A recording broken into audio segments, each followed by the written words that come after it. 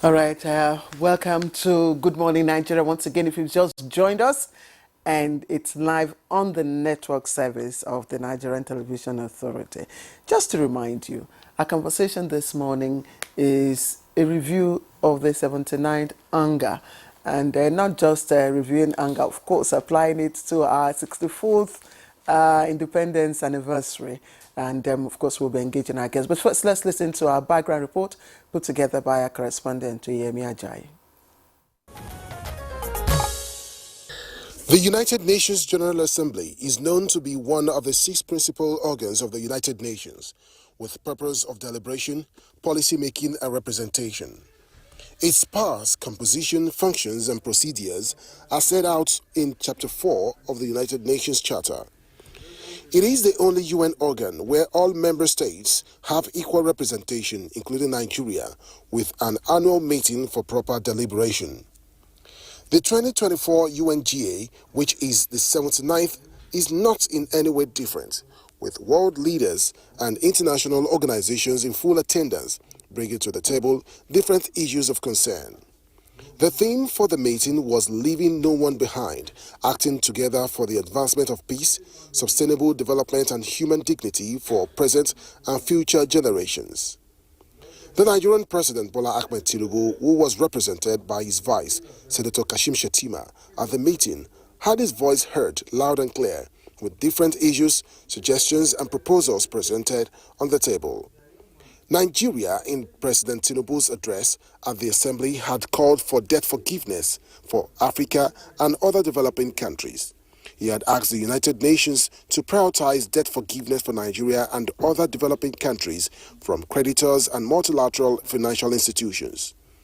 Nigerian government stressed the urgent need for a United Nations Framework Convention on International Tax Cooperation to support economic development in Africa, aside reaffirming its commitment to fostering stronger international partnerships and deepening relations with member states of the Organization of Africa, Caribbean and Pacific States. The 17 Sustainable Development Goals, as well as other pressing challenges such as climate change, poverty and inequality, and how best to tackle the impacts of ongoing conflicts and global health crises, were as well addressed at the 79th UNGA. With a series of sideline meetings and agreements, there were opportunities to woo investors to increase or boost foreign investments in Nigeria. It was also an opportunity for Nigeria to present its call for being included at the United Nations Security Council permanent seat. Israel and Palestine, as well as the recent escalation in Lebanon, featured prominently as members called for peace. There was also the farewell celebration to the Biden family, as the 79th UNGA was the last President Joe Biden will be working in that capacity. Now, the week-long UNGA could have come and gone. What are the takeaways and what lessons can be said to have been learned? What makes this year's meeting different? Will most of the agreements be implemented? Will the plea for debt forgiveness be considered? Our guests will be answering these questions and more shortly. Thank you, Yemi Ajayi, for that background report. And our guest, we have one of our guests in the studio this morning. The others are still being expected. Yeah. So let me just quickly. Go ahead, please. Yeah. I think we should even mention, because we're expecting. The Minister of Minister of Art and Culture and Creative Economy, and also the other guests. But here we have Stanley Uokocha. No. Is the Senior Special Assistant to the President of Media and Communications Office of the Vice President. Stanley, you're welcome. Thank you, Demola. Claire, how are you doing? Very well. Morning. And maybe we should start off by wishing ourselves, happy 64th. Yes, 64th. Yeah. Of course, we do deserve it, taking into cognizance where we've come from. We're not where we are supposed to be, but at the same time, too, we're not where we were. It's been steady progress, steady progress. And then luckily for us, we have a president like none before, who is committed, institutional changes like we've never had it coming before. And by the special grace of God, long time we'll definitely get there, given the commitment and vibrancy and thoughtfulness that this president is bringing on board for all Nigerians. Go ahead. I mean, from what the president said yesterday, there is hope actually, and actually is appealing to Nigerians to at least, still bear with the government as government is taking the right policies, the right Precisely. steps to make things easier for the people. Exactly. You can see inflation is going down while GDP is increasing. And Yeah. these are pointers to the fact that, look, these economic policies are the right ones and clearly been set on the right footing. But beyond that, too, is what the president said yesterday, that he feels the impact of some of our policies on Nigerians. He connects with them. He's in tune with Nigerians. And I've been opportuned as an individual to be in meetings that the president has presided and the vice president has presided. And I say with all sense of humility that if you're in such meetings and you see the level of devotion, the thoughtfulness, the nationalism, the heart that the president brings into such meetings, you definitely know that, look, the policies are right. He has everything at his grasp, and it's just a matter of time. We'll definitely get there. Each broadcast, Mr. President, has made, and I just want to draw this out. He's been consistent with, the use of empathy. Yeah, exactly. He's always shown. In fact, he starts by empathizing with the, pains Of course. and challenges and struggles that Nigerians are going. And there's something we just acknowledged, the power in emotive words, and the ability of such words to change And your resonate orientation. with the Nigerian out there. I totally do agree with you, Claire. Yes.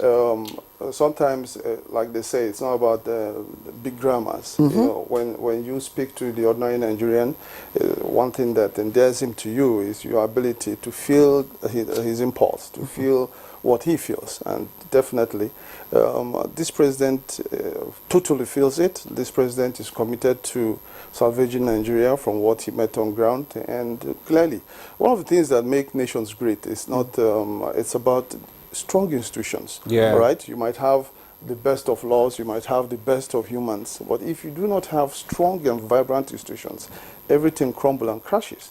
And that is what this president is committed to building, and you could see it in all his devotion, in all his economic policies, is about building from the scratch, making our institutions very, very vibrant. Because when you make our institutions vibrant, it resonates in the development of human capital, and then human capital ultimately drives national projection and growth. And that is what this president is committed to do, and that is what he's achieving. Yeah, just like he said yesterday, he said we are moving ahead with our fiscal policy reforms to stimulate our productive capacity and create more jobs and prosperity. The FEC, that Federal Executive Council, has also approved economic stabilization bills, which will now be transmitted to the National Assembly. He feels the pulse.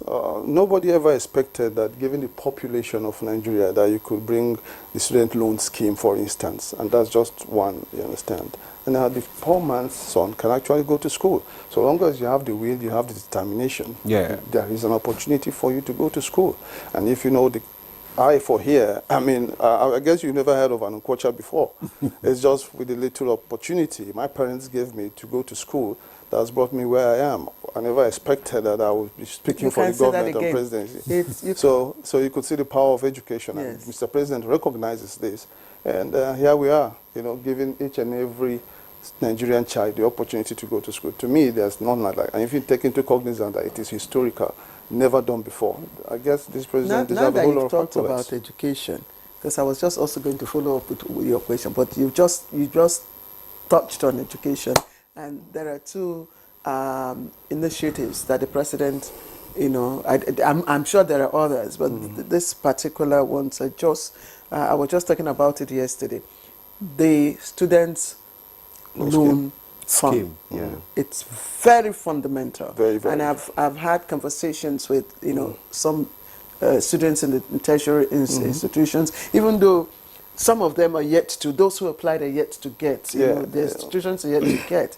But the the funds have been provided. it gives them, and the enthusiasm I see amongst those students is quite encouraging. Yeah. That will tell you that a lot of students are in their need of such financial assistance and support. Of course. And that this coming in, will be quite handy. The second one, again, And was, also, you say, to show the sincerity of government, he picked the person that he picked Yes. to oversee. this Sawyer, Akintide Sawyer. Yeah, the disbursements of the loan. Yeah. It's not Ovia or something like that. No. Akintide, It's Akintide Sawyer. Akintide Sawyer is the MD of He's the MD, yes. okay. All right. Yes. Yeah. And the second one is the CNG buses given to, the NLC. body of students. And also students to too. the labor as well. Yeah. Yes, but I'm just about the Oh, the students. students, yes, okay. because the youths now,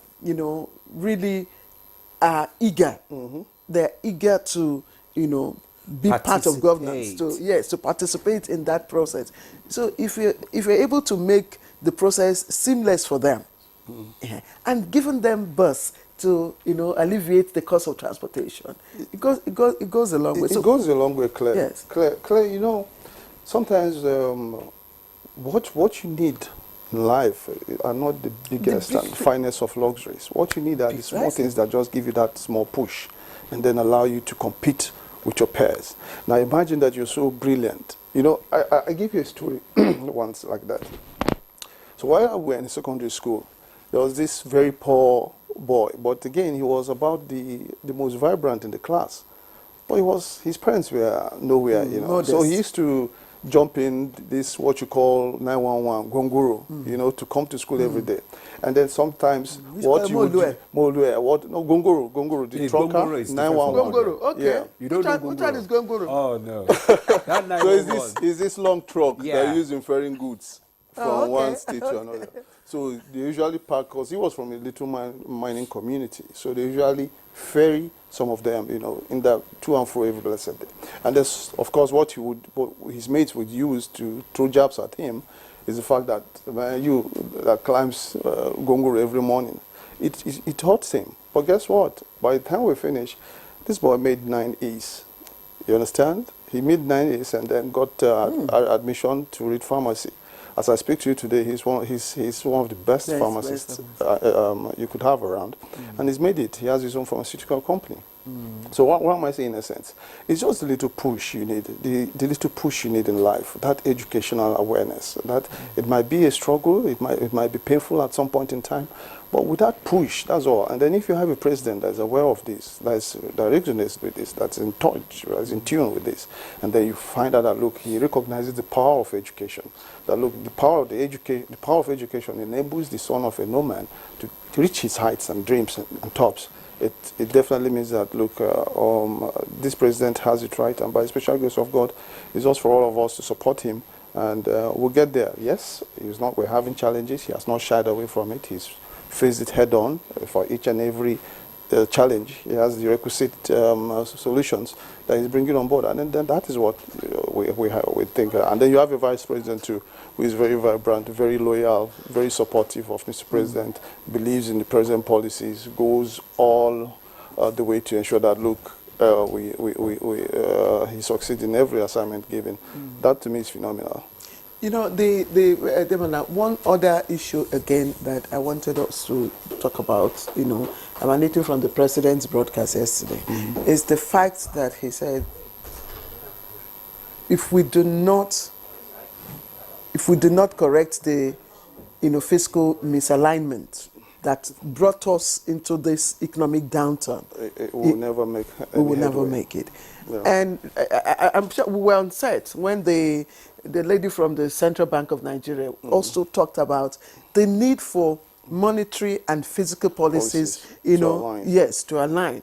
And that's why they have been, increasing. I was wondering, I said, look, if headline inflation had come down, so why increasing all your monetary rates? They have to tally. You must have a point of equilibrium. You must have a point of for focus where you have everything aligned. Otherwise, if you get the wrong mix, if you get the right mix wrong, and the implementation becomes a problem. So it's about the right mix, the right implementation, and that's just what they're doing. You know, so it's actually we're on course. This But for you, what was even the president also demonstrated the fact that this government is committed to transparency and accountability by saying that they are going to ensure that the Supreme Court judgment on the autonomy of the local government is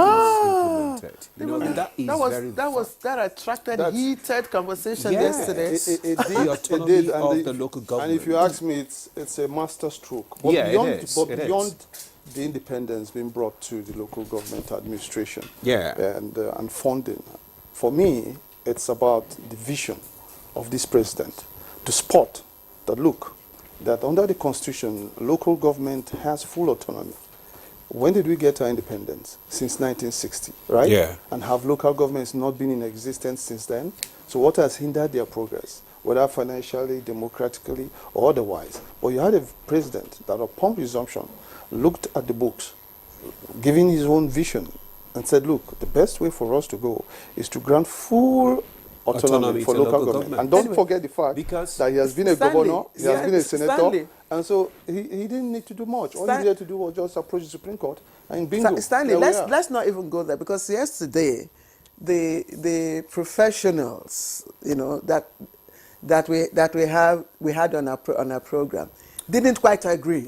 In fact, they didn't quite agree. Professor Mato. Let's just pause. Let me introduce the minister has come to join us. The minister, the Honourable Minister of Art and Culture and Creative Economy, Barrister Hannatu Musawa. You are welcome to Good Morning Nigeria. Good morning, Prof. Good morning, my sister. I'm sorry I came in slightly late. It's okay, you're welcome. Thank you. Happy Independence. Good morning, Mr. Stanley. Happy Independence to you all. So we're just talking about the president's speech yesterday. And we're just talking about the local government autonomy, the commitment of this government to ensure transparency and accountability at the different levels of governance, and also to make sure that at least the grassroots are also involved, you know, in governance, to bringing back the local government. You know, Demola, what is even more striking is that, like, if you dissect that particular decision, it's not about Mr. President. It's not for his own benefit. Yeah. I mean, he could just decide to just turn on the eye. Yeah. But look, he understands that for him to succeed as president, it has to be a generic movement, a generic progress, starting from the grassroots. And how do you do this? Actually, governance starts from the grassroots. Exactly. Actually, and so you just must give it to this president. We all belong to a local government. Yes, well, it's good for the local governments to have their autonomy. But there are also critical technical aspects, you understand, that needs to also be addressed. And one of the issues was, how do you now conduct elections, and that who superintends, you know, the process? Is it states independent electoral commissions? But that's not what we're here. I understand where Claire said it. Usually when you have elections in a PDP state, it's 31/31. You come to an APC state, 31/31. You come to an Abuja state. So I understand, but then again, we'll definitely retool it. I think yes, I totally agree with you. The argument is the argument is that should be brought to the responsibility of the electoral body at the center, or should states. But unfortunately for us at this moment, the law is the law. The law is the law. Allows honestly. So let's bring in the Honourable Minister to also weigh in our conversation.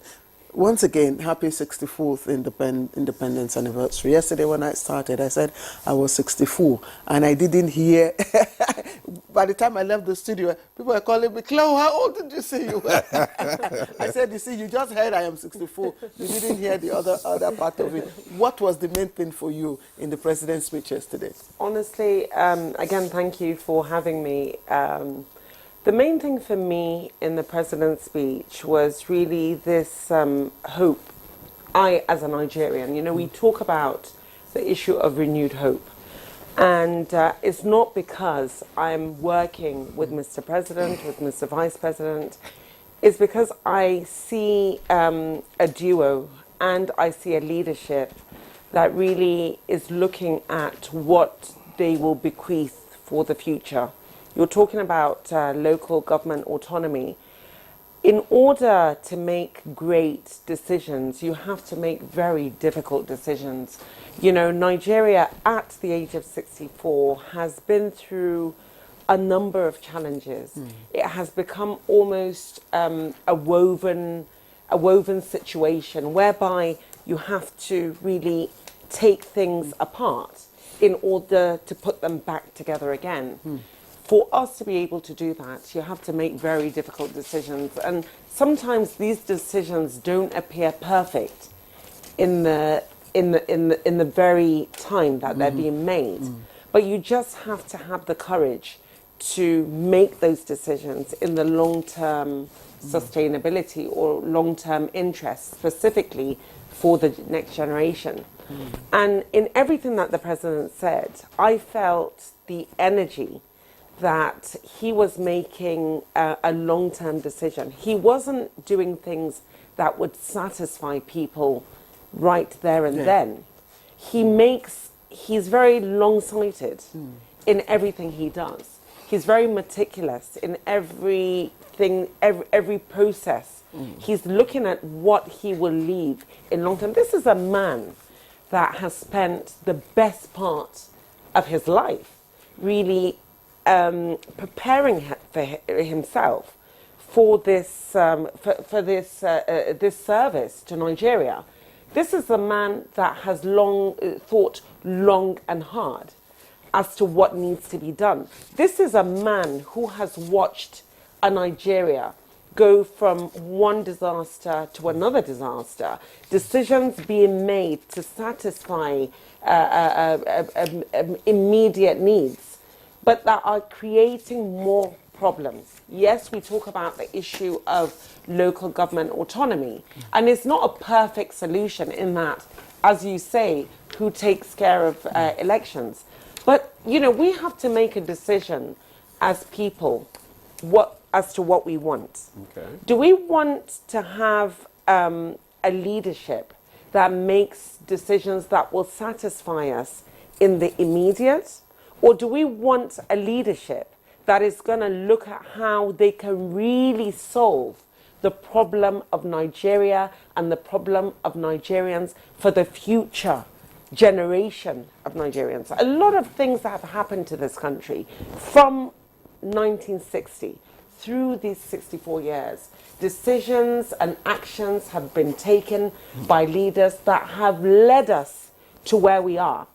We did not wake up as an administration and just decide, let us bring the food prices down. A number of calamities and decisions have been taken, as I said, and calamities have happened that have created this weave of very unfortunate events that we met when we came into government.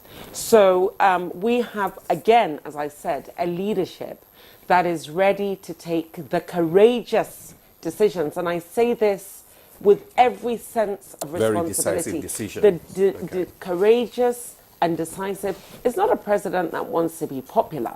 This is a president that wants to be effective, and a president that wants to do something in the best interest of Nigeria, with the ultimate best interest that ultimately that's what he's looking for.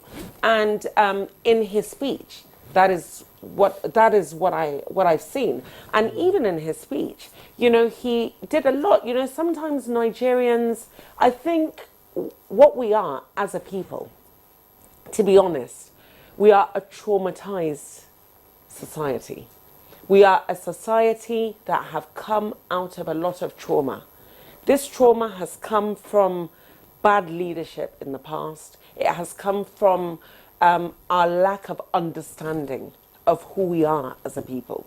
This diversity that we talk of, that we know is a strength, this diversity has been used in a way that has completely jaundiced our views. So when you have a leadership that comes from a certain part of the country, everything that they say, another set of people from another side of the country view it through another set of, you know, it already comes dead on arrival because you view it separately. This culminates from the trauma that we have come through, right? You know, I always, Demola, you know, I always reference my growing up in Lagos. Right. And like I said yesterday, I'm a beneficiary, I'm a proud beneficiary of the efforts of our heroes past. I remember in those days they used to call us Jack on these children. You know, Free education. Yes, you know. And I also remember working in the Ikoyi area of Lagos, and you're not afraid because you had underground, you know, crossways, tunnels that you could, you know. So I those are things, infrastructure that could inspire us, that, you know, that we're aspiring that again our leaders will, you know, help us to achieve. But that has not been like that. And that's not the reality now, is it? Yes. So you have a leadership that is come on and looking at how he can correct that. And in order to do that, you have to take very difficult, stringent decisions. And this is what I see. And even culminating from his speech, that's basically what I saw. It gave me a sense that this is a man who really is trying to do things differently. The announcement of a youth conference, who ever thought of something like that? I mean, but what the people are saying is this. Yes, you can take those very tough decisions. After all, they say, you know, tough situations demand tough decisions. But in doing that, don't also give us the opportunity to also exhale. Let's have a breather. Yes. But we're doing that to a certain extent, but it can't be, it's not easy. We're a country of Over 200 million. 200 million people, right? It's very difficult. Like I said, there's insecurity, there's lack of infrastructure, as you've spoken about. There's just a lot of things that we have inherited. So yes, you have to let people to breathe. This is why you have the immediate palliative engagements that you have. You have with the floods, you have the responses, the insecurity. There are things being done, but it's not going to be a perfect solution. As you're making these decisions, it's not going to be pari passu with the immediate emergency relief, because it's just not possible for it to be on par. But as these decisions are being made, measures are being taken to try to approach the immediate needs. Like I said, the palliative. But with a country of 200 million, obviously, some people are going to be beneficiaries and some people because are that still is going to actually struggle. the question. Majority of the people will not actually benefit from the palliatives. Yeah, that's and true. we know that, just like you said, the policies being churned out by the government is not populist at all, because if you have to go by the populist policy, we will be back to status quo. You understand? But this government, like you said, wants actually to make giant strides, wants to take decision that will be beneficial to us in the future. So what must commend the government. Yes, I just want to dwindling resources. Yes, I just want Yes. to. I just want to also draw. put that into context. Yeah, very Especially dwindling when you resources. have an explosive population rate. You understand? The highest fund that ever came to government in the history of Nigeria was 35 billion US dollars, and this was during Jonathan's administration. From 1960 to date, the highest fund. How much is this government grappling with against sporadic increment in a population? And then again, too, she spoke about natural disasters like flooding. When you're doing some of these, your budget and everything, did we expect the Maiduguri situation, for instance? We didn't. But then again, you had Alo down submit. No, but there was again, now you now have to no, start but collecting there was funds. already a provision for flood disaster. Like we there's heard. ecological fund Yes, and all apart from that. the ecological Yeah. fund, there's also, like we heard, that was revealed on Good Morning Nigeria, that under NEMA there is And insurance. Okay. for flood disaster. So Claire, here's So the those thing. If you prepare for, say, Maiduguri, you prepare for Bayelsa, you prepare for Kogi, would you also prepare for Imo, Cross River, Kaduna, all over? And then how much are these funds against competing needs and demands? No, we know there are competing needs, Stanley. Yeah. But So these are but give it to Nigerians? give it to the government. The policies Honestly are speaking, the qualities are quite genuine. I mean, Yeah. they're good policies. Like everyone would always agree, we have very good policies. For instance, in the area of transportation and the subsidy removal. What I feel personally, feeling the pulse of Nigerians is that, okay, these CNG buses you bring in now, you understand, they could have come before, so that when Before you take the away, removal. yes, when you take away the subsidy, that pressure. the issue of subsidy is a bit of a complex issue. But then again, remember. But okay, issue of transportation. Okay, fine. Okay, you are now, so Claire is very smart now. Now she's not taking it down. Yes, because it's all about. Now here's the thing. As at when the president took over, if he had expended a dime, it would have been an illegality, because as at when he took over, there was no single provision. So there was nothing he could do. Otherwise, upon assumption of office, he would have gone into the question of illegality and non-legality. So what would he do? So these are some of the issues that Nigerians don't want to see, that the president came in and there was no provision whatsoever in the budget he met on ground. So what would he do? So these are, but then again, you could see too that he's taking his time too. You spoke about the CNG buses. Don't also forget that it takes time for us to remodel these buses to fit into our own targets as per the CNG. And of course, too, we must also, we have a climate change treaty. We must abide by it and everything, and make sure that, look, we're planning. We're not gonna get there overnight. But with the right policies, with the right thought frame, with the right projections, with the right flow of mind, with the right policies, implementation too. It's like when you have your policy evaluation, you understand. You just must have the right policies, and then of course too, before you start getting to the point of evaluation, you must have the right implementation. Otherwise, as beautiful as they might be, the implementation. But here again, it's not as stereotype as you might think. You understand. You just must have the right policies with the right implementation strategy, and believe me, and the right drivers. The right drivers. Let me Because come back. actually, that's the implementation has always been the problem, but and not the challenges not that with we have in this not country. with this president. Pardon? Rest assured. Not with this president. Not with Rest this. assured. Okay, we will see. Okay. I want to bring but there's still time. Let's just start our conversation this morning. All right, so let's just continue the conversation for today, which is the review of the 79th UNGA, right? All right, so we can. I wanted to ask the Honourable Minister Barrister Okay. Musawa, because part of the President's speech was to organize a national youth, conference, and I know that the energy, the engine of the creative industry, the drivers of the creative industry are the youths. So how does that make you feel? I'm absolutely ecstatic about the National Youth Conference, because I think the youth really do deserve a chance to also register, make their input as to how what they need, or the things that they would want to see in terms of policy output from government.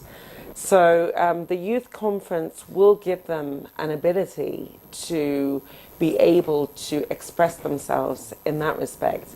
My Ministry of Art, Culture and Creative Economy, I think really, they keep on saying is the new oil. I think is better than the new oil, because as I often say, everybody does not have the ability to work in an oil company, right? And every community does not have the ability to benefit directly from, the oil revenue that Nigeria has. I know some communities that don't even know Nigeria is an oil producing country. But every single human being in Nigeria has the ability to create content in the comfort of their home and their small communities. There's a huge power and resource abound in the creative industry, which up until now has never been explored. Now we talk about a government who is very visionary and forward-thinking. To think that Nigeria is really, at the moment, the global hub of entertainment. Everywhere I go in the world, everybody wants to talk to me about our music. They want to talk about our films, our fashion, our art. That is what Nigerians are known for. So this is a huge resource for Nigeria. And to think that no government in the history of Nigeria, and it's not just now, we've had our Felas, our Shattas from before. So we've always been strong in the area of creative industry. But nobody thought to set up a ministry that really caters to that. When you talk about a government that is visionary and forward-thinking, a government has come in and for the first time in the history of Nigeria has thought about diversifying away from this oil. And we're setting up new ministries, digital economy, blue economy, creative industry, creative economy. This is a government and a president who's extremely, that courageous that we're talking about, but forward-thinking. So he set up this this ministry. And, coming into this ministry, I thought, okay, fine, this is a great, exciting ministry. It's very light, it's a happy place. It's not the heavy stuff, it's not maternal mortality, it's not the flood situation. It's music, it's art, it's dancing. But I found a situation where we have to start completely from ground zero, which tells you that no government has done anything about it in the past. So looking at this ministry, and when I spoke to the president, he said to me that he wants this ministry to cater specifically to a younger demographic because he wants something to bequeath onto this new next generation to empower them. Job creation, he spoke about job creation, and he also spoke about the ability for us to use the industry to see how we can create economic expansion to also contribute to the GDP, increase in the GDP.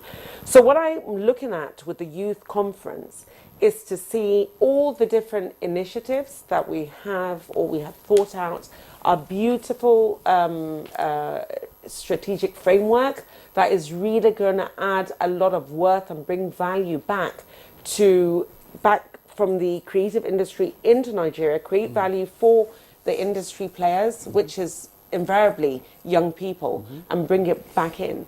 I'm also I spoke to the Minister of State for Youth yesterday, and we were already talking about how we can work together within the conference to see how the youth conference or the ministry can be woven in and impact the young generation, see how we can use these initiatives and the different programs and the different grants we're looking for to see how we can really empower the youth specifically in terms of job creation and just other means of expression. How do you hope to add value to the First Lady's initiative, the Unity Fabric? Yes. The Unity Fabric, I'm so proud of the First Lady because, this, again, one would have thought that someone in the past, many administrations we've had, would have thought of, really using this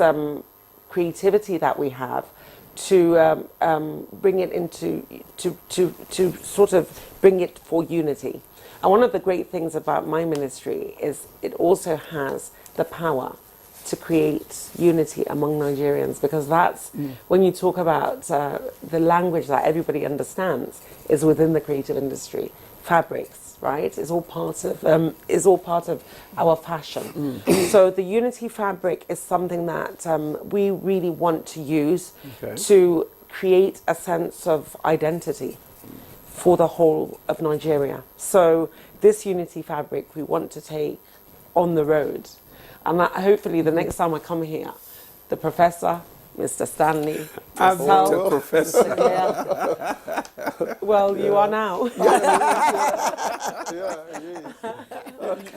We'll all of us will be, this Unity Fabric will be something that we look at as part of our identity. When you look at Ghana, they have the kente. Everywhere you go in Yeah. the world, Yeah. when you see that, it's a sense of not just Ghanaian pride, it's a sense of African pride. We can recreate that using this Absolutely. unity fabric. So I think we're also lucky not only to have a president that is forward-thinking and visionary, we also have a First Lady. I don't think we've ever had a First Lady that is as tenacious and hardworking as our current First Lady, and for her to look at how she can use her position not only to empower farmers, agriculture, to empower people in their communities, but to also use not just her own pet project, but she's also looking at how she can leverage on that to create something that is meaningful for all of Nigeria. So my That is all ministry embracing. will work together with her unity, the First Lady's unity fabric, to see how we can recreate a unity among Nigerians, an identity for Nigerians or black people of African descent in the diaspora who will see this fabric as a part of their own identity. And then let me just add to a very important factor. In some countries, when you look at the average age of some countries, the age is as high as 40 on the average, some 38. As a matter of fact, the country has about 52 years. But guess the average age in Nigeria? 16.9. So what does that tell you? It tells you where the demographic is. It tells you where the concentration should be. It tells you where the force should be.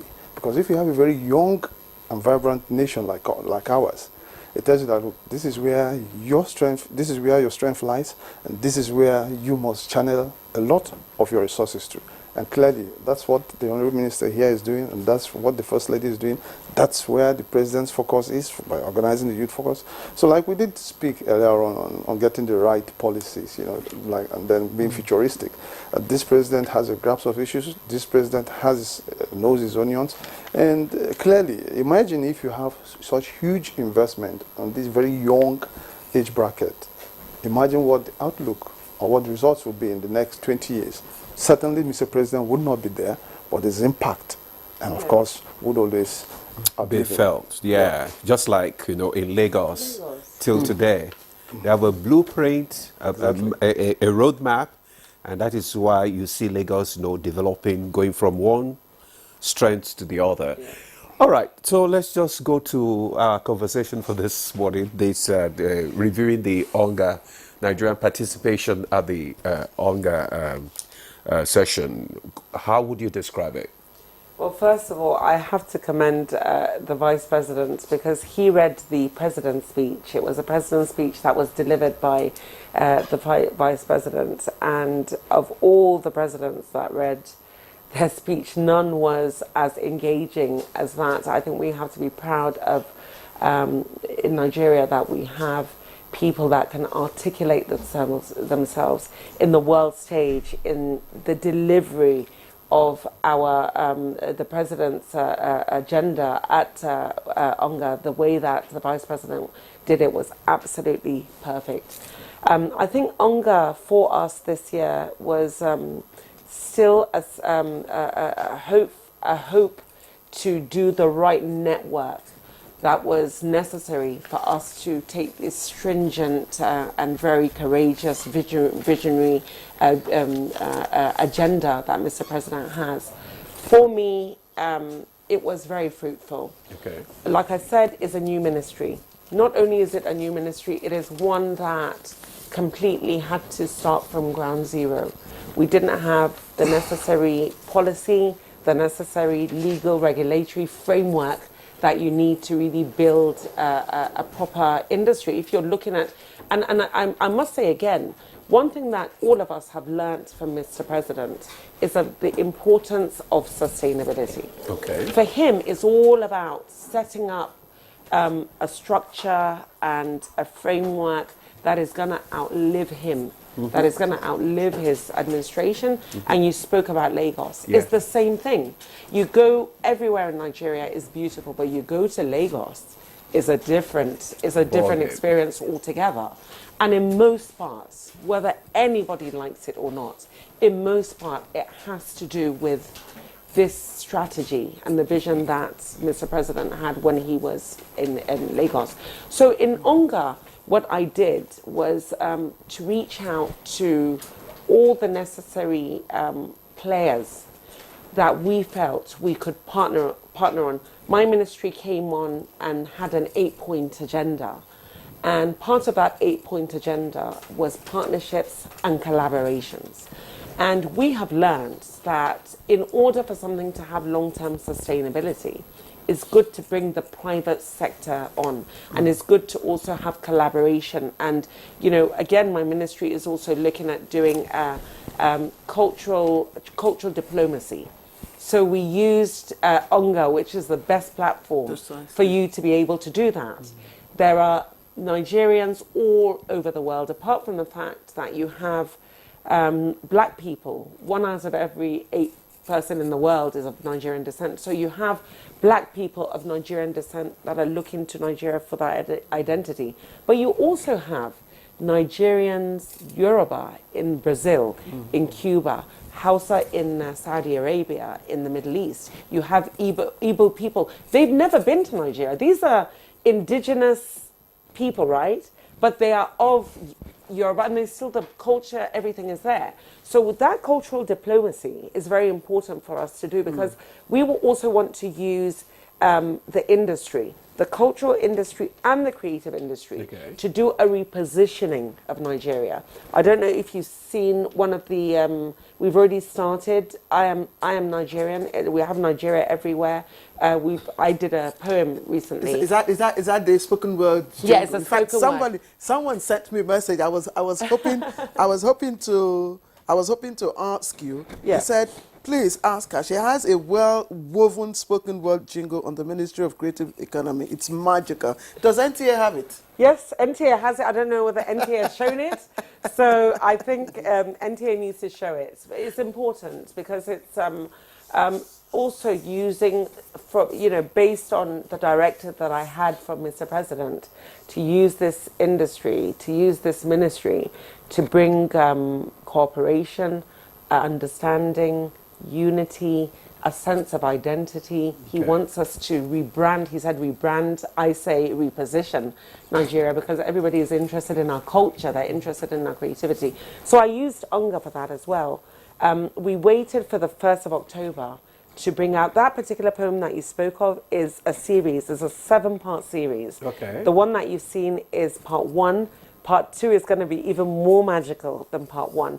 Is the part 1, I Am Nigerian, speaks about Nigeria, who you are as a Nigerian. Part 2 is going to speak about the creative industry. It's going to be magical. Part 3 is about the cultural industry. Part 4 is about the ministry's agenda, using Nigeria, the culture, the creativity, and what we plan to do. Part 5 is about the history of Nigeria. Okay. Part 6 is about how the trajectory of the presidency of Nigeria. Part 7 is a pledge. It's all part of the conversation that we want to have. And it's a conversation that I had at the United Nations.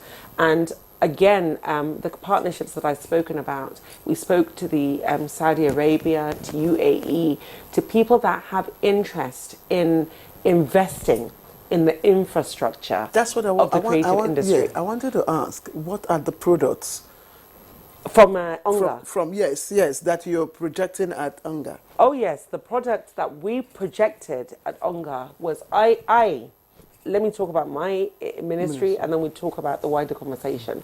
From my ministry, what we projected was this agenda that we had. I spoke about the 8-point agenda and the different initiatives that we have. We have 8 agendas, then we have 14 main initiatives under each of those agendas, right?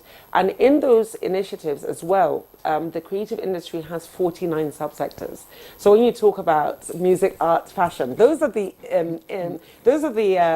popular ones, right? Yeah. But you have the henna, the weaving, the beading, the gaming, the animation. There is a whole lot of real estate, and I keep on saying real estate, under creative industry that has never been tapped, that is going to create a future for Nigeria. That's why it is ingenious that the president actually thought of creating this ministry to give the young people. So I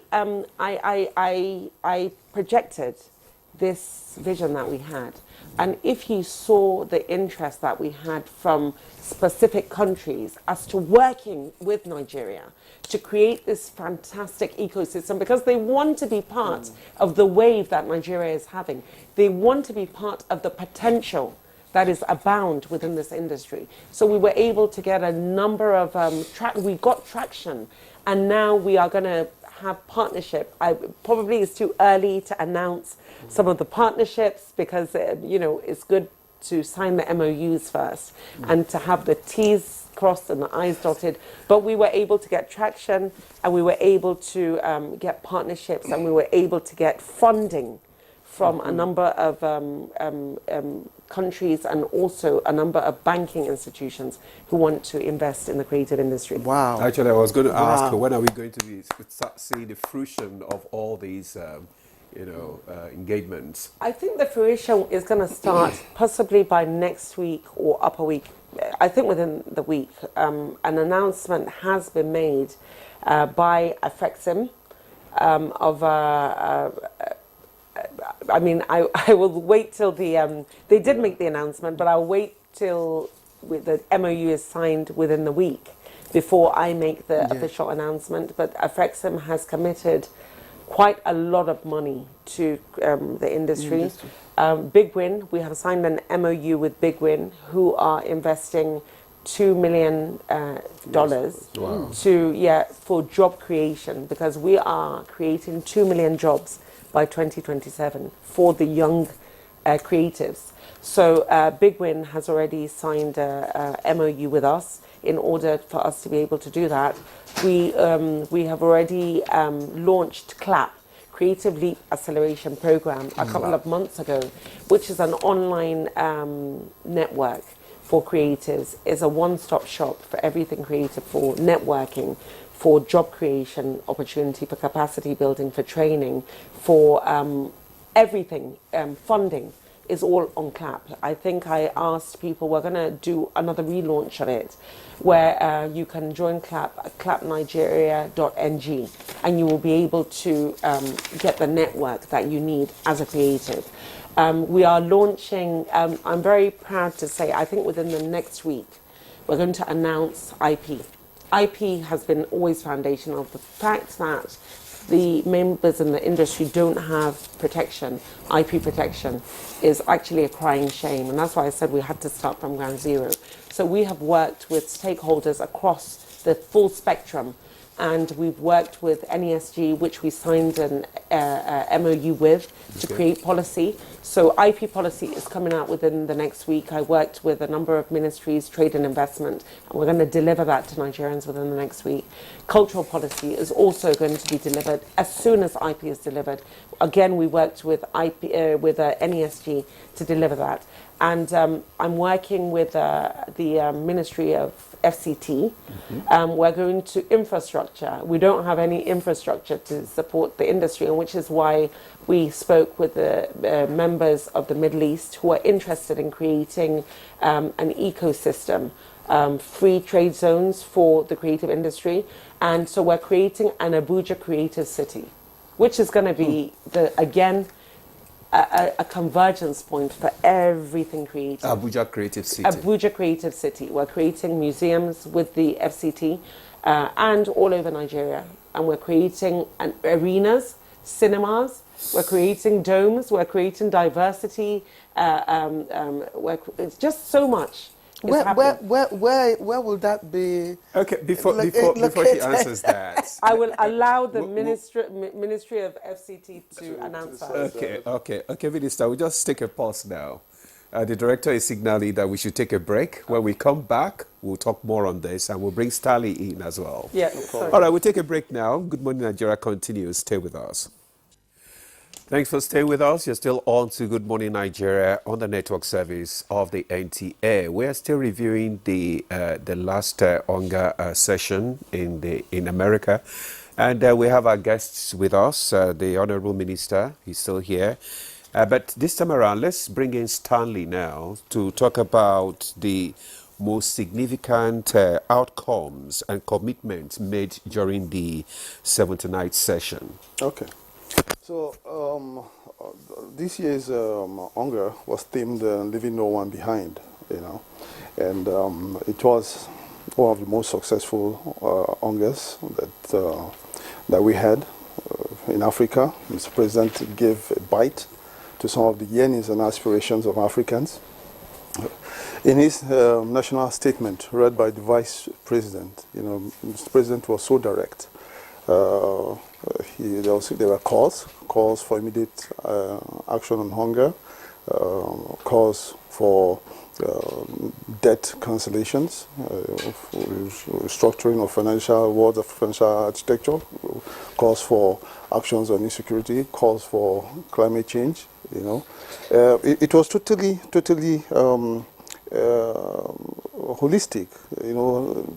The health challenges we faced, call for SDGs, implementations and targets. So it was totally a well-packaged speech. But one of the things that also struck me is the composition of Mr. President when he also spoke to the spirit and letter of the United Nations Security Council, in which Nigeria rightly, so to speak, demanded for a seat in the United Nations Permanent Security Council, a seat in the Permanent Council there. And that to me was phenomenal, because it was something that hitherto developing countries would shy away from. Nobody wanted to get there. But I think it's about time. We've gotten to that point. Yeah. Because let me just put it in context. The UN Security Council, for instance, is composed of 5 permanent members. All right, and then you also have the temporary council that has other countries that rotate it. And so the question is this: if you have 5 members, where you have a body that has 193 membership, and then you have 5 permanent members, I think time has come for us to rejig it, and that was what Mr. President to review it. So that at least you could have other countries come in and also have a say. And why is this necessary? It is necessary because the United Nations was established in 1945, okay? And and now, and as of today, it has 193 membership. And it's like when you have a community land, okay, those days, and then, like I did say somewhere else, you have a community land, for instance, and then you have 1 or 2, 3, 4, 5 persons who, as at then, were the most educated, okay, or the most vibrant, and then you leave this community land in their possession, and then all of a sudden, there's been a rapid explosion. People have gone to school. People have become more educated. The world has become more global. Okay? Is it fair for those 5 nations to continue to hold on to the hegemony of the United Nations? My humble opinion, as Mr. President did say, was that, look, it has come for time for us to totally rejig the United Nations Security Council, give voice more to persons. And it took the President of Nigeria to speak for Africans. And it did resonate across the world. It has definitely taken a different dimension now because there's more steam being added to it by Mr. President. And it's now being, you would say I told you, very soon it's going to be hooray for Africa. And then, of course, talking about who deserves it. I think there's no better country than Nigeria, given our commitments to United Nations programs and policies, to peacekeeping efforts, to our hegemony in ECOWAS. Yes, we're having challenges right now, but before now, no one can contest the fact that, look, Nigeria has been the sole country that has held on the hegemony of ECOWAS. Whether it's in Liberia, the roles we've played in South Africa, for instance, during apartheid missions, our world peacekeeping efforts. We've committed no less than 200,000 peacekeeping personnel to the United Nations over the years. And aside that, too, the kind of amounts and resources we've devoted to is phenomenal. Not talk of the lives we've lost too as a nation in trying to keep and ensure that there's world peace. So I think we rightly deserve it. And then, of course, too, if you take into cognizance too, our population, like I always say, can never be a weakness. There's no greater nation than ours. We have the strength, we have the capacity, we have the experience, we have the commitment, we have the loyalty and effort being put in place. So I think we truly deserve it, okay? And then too, Mr. Vice President too was very, very phenomenal. You know, when he did understood the message of Mr. President. When he read the speech, he dissected it and, of course, knew the trust of Mr. President. So upon arrival, I remember we did land in New York at about 4 p.m. On a Sunday, and by 7 p.m., he had already gotten set for the very first meeting with the U.S. Chambers of Commerce, U.S. Chambers of Commerce. He landed 4 p.m. and by 7 p.m. he was straight onto the first meeting. And after he finished interacting with the U.S. Chambers of Commerce, for instance, that was when we got our own first positive cake coming out from the union, in which U.S. Chambers of Commerce contributed a whopping $320 million for Nigeria, for our health challenges, for our women empowerment, you know. And so it was a big win. And after that too, you had MasterCard coming in with empowerment of about 1 million Nigerians and Africans across board. We have one of the biggest maritime industries, the DP World, coming to invest in a brand new port in Nigeria. Met with the Vice President, and as I speak to you now, the paperwork are being put on. So you can imagine what it means to have another seaport in Nigeria. Talk about the infrastructure, talk about the job, you know. And then afterwards, he also met with the United Nations General Secretary, Guterres, and, you know, had frank discussions in which regional security, you know, support for victims of natural disasters, and a whole lot of other issues really topped the agenda for their discussion. We also had the meeting too with Commonwealth Secretary General and a host of others. You know, I don't think we've had it so good. And of course too, you had the role of other members of the delegation, like the Honourable Minister for Creative Arts, and did say her role. So for Nigeria, it was a stamping of an authoritative voice. For me, it was a stamping of Africa's new dawn. It was Mr. President took the bulls by the horn, spoke to the spirit and letter of the United Nations, and I think right now you couldn't see it, but you had immediately after the Vice President's speech, the Finland's president quickly called for a meeting and threw his weight behind the call for that United Nations Security Council rejigging. So you can see the power that Mr. President did with at that stage. So for us, it was a positive win, phenomenal, historical, and like I did just put up in the pen, it was just a tip of Mr. President's dexterity. Okay, thank you very much. It was really phenomenal. Okay, Honourable Minister, let's look at what do you think will be the benefits that Nigeria will derive from this UNGA? I think there's a lot of benefits. Mr. Stanley spoke about, for example, DP World coming to build another port. We're also in discussion with DP World, who are interested in this creative city, some of the ecosystem free zones that we're creating. So, you know, there are a plethora of benefits in terms of the different partnerships and collaborations that we hope to forge with some like MasterCard talking to them about also job creation. You know, all the areas that we feel in Nigeria we need some sort of renaissance, the economy, the infrastructure, the issue of job creation, the issue of security, you know, some of the things that Mr. Stanley has spoken about, and the engagements that we had with people that we feel can collaborate with us to partner and to come up with programs that will be able to address and confront some of those challenges. I think it will be certainly reap a lot of benefits, and you'll see a lot of fruit come out of that.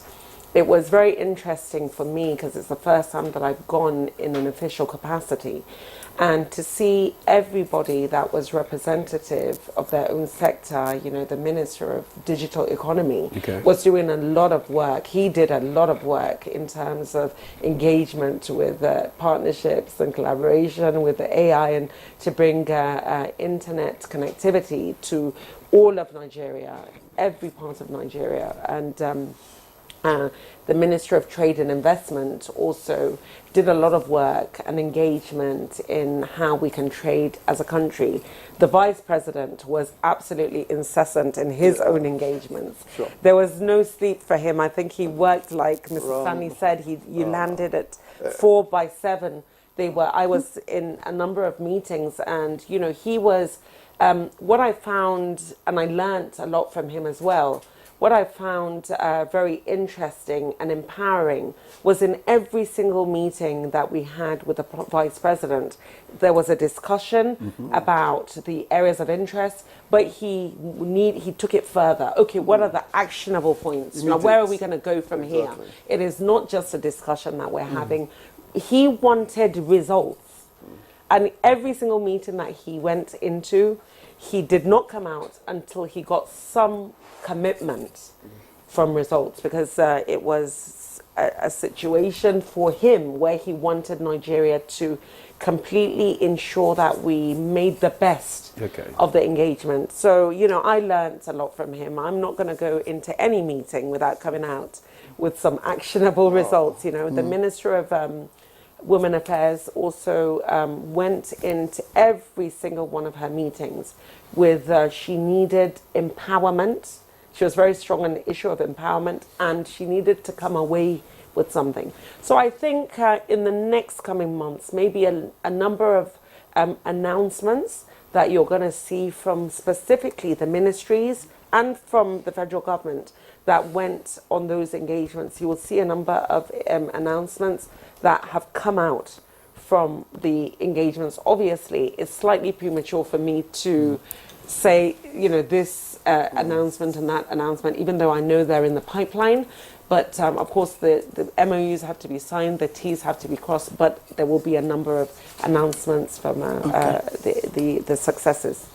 I don't know how I'm going to loop my questions.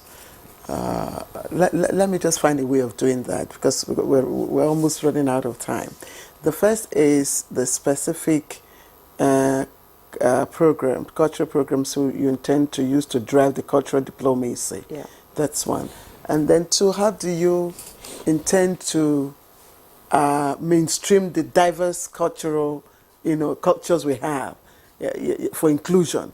Because it's a cultural diplomacy now. So, and there is nowhere you have as much challenges as in the creative industry, challenges of energy, challenges of, so many issues. How are you going to deal with that? That's an extremely loaded question. And if we had like 3 hours, I'd be able to dissect it all. But let me just try to summarize. So how are we going to, how the cultural diplomacy that you spoke of, that is key. I found out that there are over 1,000 festivals in Nigeria, and there's a lot of interest in those festivals. The Shango Festival, it's just absolutely astronomical. What we're doing, one of the things that we're doing is the major festivals, global festivals, Nigeria is going to participate in. The major events. In the next 2 weeks, we're going to be at Canex with the Afrexim Bank at Algiers, where Nigeria is going to show up and show out with a pavilion that Canex has never seen. And so things like that.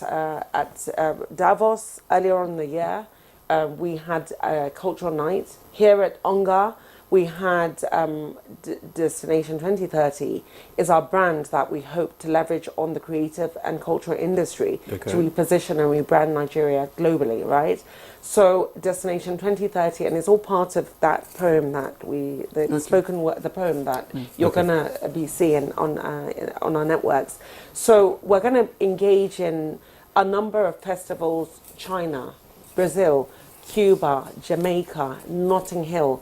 Everywhere that there is a festival, we're going to make sure that Nigeria has a presence. We're signing agreements and MOUs with specific countries to have engagements. We're now working even beyond Africa. Afrexim has come up with an initiative called Global Africa Gateway that looks at bringing Africa together with the diaspora, with Barbados, Jamaica, St. Kitts, the black community of the world. That can only be done through the creative industry. So we're working with Afrexim to see we have that cultural diplomacy. Okay. Yes, inclusion. The Cultural inclusion. inclusion. For example, the Atamfa that you spoke about earlier on, the First Ladies Initiative Yes, is one. the We're unity. working on a number of programs. We're coming back with Nigeria's Got Talent. It's absolutely amazing all over the country. It's going to be global. Where Nigeria's got talent. talent, You know, we had that and it's before. going to be from every part of the country. We are working on a number of television programs as well. We're working with, of course, you've got the National Theatre, the Wole Soyinka Theatre programs are going on there. We are also coming up with, our branding. The branding that we're doing is going to speak to different, the ways that we can weave Nigeria back together. We're working on a unity song, which I'm really excited about, that is going to bring artists from all over Nigeria together, something that people will identify with, right? We're working on also trying to bring the cinemas that I spoke about. The infrastructure is also key. Infrastructure, if you have cinemas in every single locality, as we had when we were kids. So it's coming back. It is coming back. So you'll be able to show different cultures. Museums. We're working on museums all over the place, where when you go into a museum, this creative city that I spoke about is going to be a representation of every single culture in Nigeria, every 49 subsectors, and then you have the culture. It's going to be, people are going to come into Nigeria just to go to that creative city and to go out, because everything Nigeria will be there. Okay. We're also working on, I mean, it's just so much that we're speaking to each other about. And the national anthem, we're working on something in the creative industry that will allow the younger people to also take ownership of the national anthem, something that will make us know that we are Nigerian. And I would love for you, again, I encourage everyone to watch the poem that I did, I Am Nigeria. I don't know if we have it. I don't know if the producer has it now. I hope they have it. We So could have. these are some of the things that we're working on. I tell you, by the end, we're going to finish very strong. And by the mid next year, you are going to be so proud to be not a Hausa, Yoruba, Igbo, Shekiri, Igbo, you're going to be Efik. proud to be a Nigerian. And the reason why you're going to be proud to be a Nigerian is because of the vision that Mr. President has had and what he has asked me to do in the creative industry. Okay, Okay, thank you very much. I think we should take the last, let's just in 60 bring seconds. how do we now begin to leverage, our participation, in this UNGA, to have access to resources? Okay. we're almost there. We're almost we just, there. Yes, just okay. a minute. Okay, just round up. Let's just have. We've established partnerships. We've established resolutions. Mr. President respects treaties. Mr. President respects resolutions. Okay. You could see that the space is being opened. There is now free openness to our markets. There's free entry into our businesses. The business environment is being opened up. The bureaucracy and the hitherto bottlenecks that characterize our business environment are being demolished right now by Mr. President. And you can see that, look, you have super world investors now creeping into the country. So it's Nigeria is now being more widely respected now. You could see the folks who were running around Mr. Vice President trying to have a meeting with him. It didn't take anything for the UN Secretary General to open his office for Mr. Vice President. Same thing for the Commonwealth Secretary General, who came, pleading for assistance from the Nigerian government. So ditto too for the Finnish president and a whole lot of other major stakeholders. Why do they do this? for the very first time in the history of our country, for a very long time, they see a president and they root through him. They see a government and they root through this government. That this government is a serious government, this government is a committed government, and that this government has the backing of its people. And with that, definitely, the skies are limit.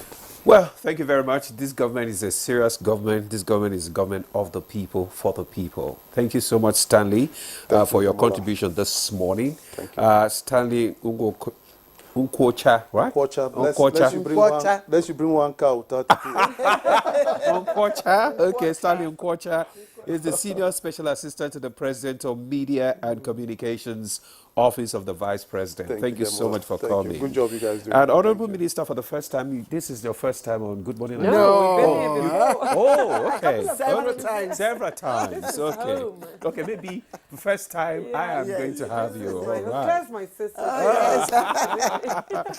Honorable Minister Barrister Alatu Musawa, Honorable Minister of Arts, Culture and Creative Economy. Thank you so much for coming on Good Morning Nigeria. Thank you for having me. Thank All you. right, so we hope to see all this, your Yeah. jingle rolled on NTA. And I hope to be back again to talk, to dissect more about some of the initiatives that we're rolling out in the creative industry. That would be lovely. Yeah. Well, that's Good Morning Nigeria. I'm Ademola Adio. Thanks for joining us and have a lovely day. And I'm Claire Adelabu Abdurrazak. Bye-bye.